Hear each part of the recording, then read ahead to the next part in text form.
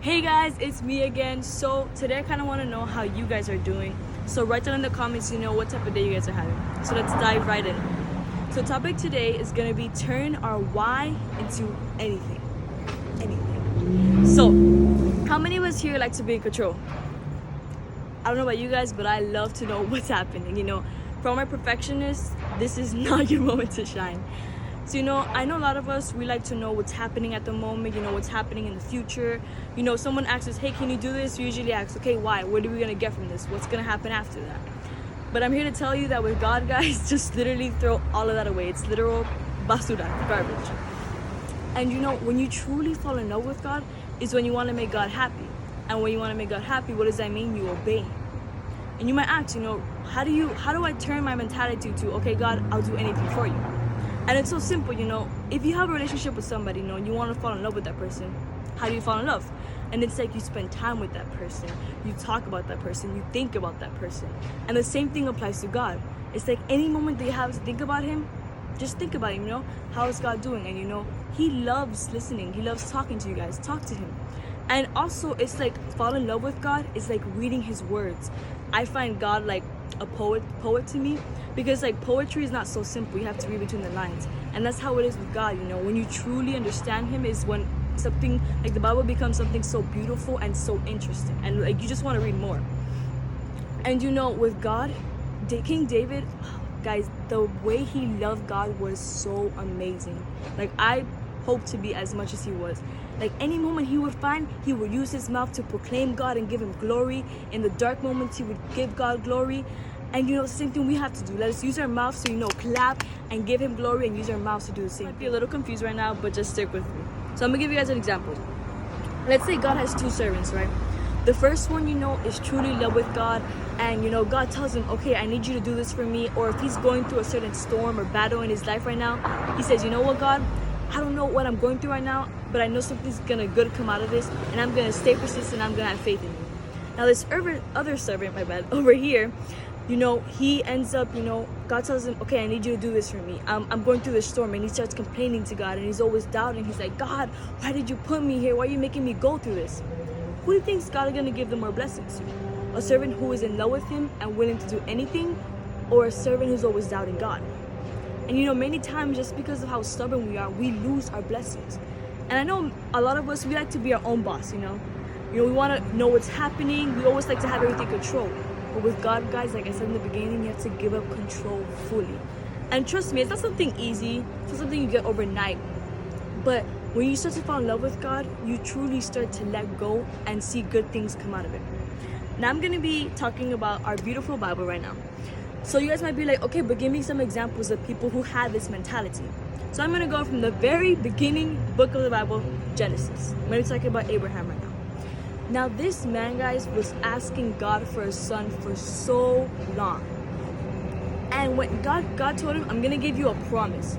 Now he didn't specify what the promise was. But that's how God is, right? He doesn't exactly say what it is. So Abraham finally, God gave him that promise when he was 100 years old, guys. 100 years old. And his wife Sarah was 9 years old when God gave him a beautiful son. They named him Isaac. And guys, just imagine so many years waiting. It was about 15 to 22 years he was waiting to have his beautiful son in his hands, able to hold him. This is his legacy right here. He's going to see this baby grow into something beautiful. And guess what God tells him? Go up to the mountain and offer him as a sacrifice to me. Now imagine, Abraham is thinking in his head, I just had this baby, You might think, okay, he was like, God, are you sure? I just had this baby. But that man didn't think twice, guys. He didn't question God. He went up that mountain, and right before he was going to offer him as a sacrifice, an angel appeared to him and said, Abraham, this was a test of faith, and you passed. And he lived long with his son, guys. And it's like that man was the first person to show what faith is truly about. Now, another one. This is one of my favorite persons in the Bible, guys. His name is Job. And if you guys think you're going through something bad, trust me, it doesn't compare to what this man went through. So now Job was pretty much a wealthy man living in a land called Uz. And he had, servants. He had 7 sons and 3 daughters. And he had a beautiful wife. And, he was living a good life. And he always tried to do not evil, like he truly loved God. And the devil was telling God, I think Job only likes, is in love with God is because God blessed him abundantly. He gave him so many things. And God truly, he knows the truth. He's like, no, I know it's because he truly loves me. So that was like, let me do a test to him, Let me see if, he truly has faith in me. So in the course of a day, the devil sends the first test to Job and he gives him a curse. And the curse was pretty much, he gets 4 messages that day saying that his livestock, his friends, his children, his servants, everything that he had was poof, was gone. The children had died, his servants, the livestock was gone, the animals had died. Now imagine what that is. So Job is, rips off his clothes and he's mourning, he's, in pain. He just lost his beautiful children. And you know what his wife tells him? Why don't you just, tell God, get angry at him. Curse God. Why would he do this to you? And guess what Job does? He doesn't curse God. He doesn't get angry at him. You know what he does? He prays and he gives him glory. He praises his name. He blesses God. And now Satan's mad. He's angry. He's like, God, let me give him a second test, Let me see if he truly has it. Let me see if he truly has faith in you, if he's truly in love with you. So then the other test that Satan sends to Job is he ends up getting these, trust me, disgusting like sores all over his body. And this man is like, he has no home. He's homeless, Everybody looks at him as filthy, as broken. And his friends, true good friends of him, they go to him and they're like, Job, they talk to him about what's happening right now. They're like, you must have done something so bad, you must have committed a sin that must have been so horrible that God is doing this to you. Like, how are you letting this happen? They're telling him like something must be really horrible. And Job doesn't listen. He continues to praise God. He continues to trust in him. Another person goes to him. But Job, you must have done something so horrible. Like, why don't you just give up, Like, God doesn't like you, or like, feeding those bad negative thoughts to him. But Job still looks at the positive. And guess what, guys? After, so many years, of him with those sores and losing the people, losing all, his livestock, his animals, his, children, God blesses him and multiplies it twice, guys. He has more children, he has more livestock, he has more wealth, and he has more wives. And it's like, look how amazing that. Many times, the storm that we're going through, we don't see where it's going.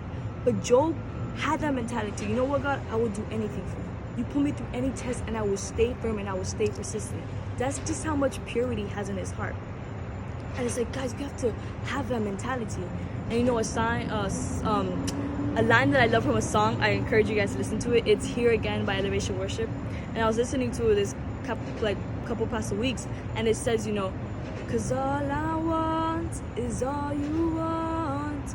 And then, it just says, God, all I want is everything that you want for us. And, many times we, God, we're walking towards our calling and we don't even notice it. And, God tells us, I need you to make a right. And we want to make a left. And it's like many times the things that always appeals to us is the bad things, the negative things, the things that are not going to help us. But it's like, guys, when we turn that mentality to, you know what, God, I'll listen to you. And we make that right instead of that left, that's when the blessings are going to start coming. That's when the blessings are going to start pouring in. It's that simple. And it's not going to be easy, as I told you. But let's just walk together.